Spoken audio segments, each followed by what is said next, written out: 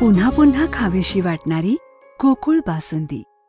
जिल्हाधिकारी अमोल येडगे व जिल्हा क्षयरोग अधिकारी डॉक्टर हर्षला वेदक यांनी राष्ट्रीय क्षयरोग दूरीकरण कार्यक्रमांतर्गत निक्षय मित्र होऊन क्षयरुग्णांना पोषण आहारासाठी सहाय्य करण्याबाबत वाढदिवसाच्या वेळी येणारा अतिरिक्त खर्च टाळून क्षयरुग्ण दत्तक घ्यावा असे आवाहन केले होते।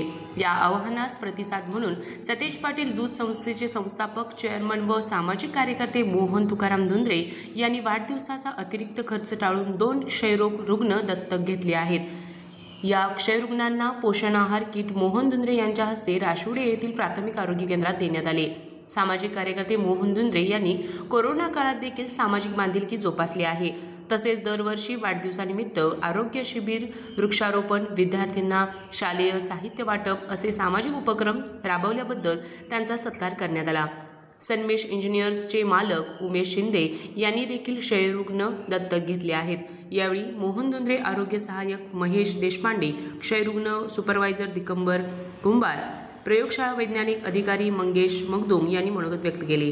यावेळी वैद्यकीय अधिकारी डॉक्टर यशश्री नवघरे, जावेद संधी, विश्वजित बिडकर, महेंद्रकुमार आहिरे, विक्रांत फडतारे, राजेंद्र मिठारी, रोहित डोंगळे, शिवाजी पुगडे आदी उपस्थित होते। RK न्यूज प्रतिनिधी राशुडे। फ्रीजमधून श्रीखंड काढ ना। आम्ही पूर्वी घरीच बनवायचो श्रीखंड, त्याची चवच वेगळी होती। आता काय सगळं रेडीमेड। आजी, हे श्रीखंड खाऊन बघ।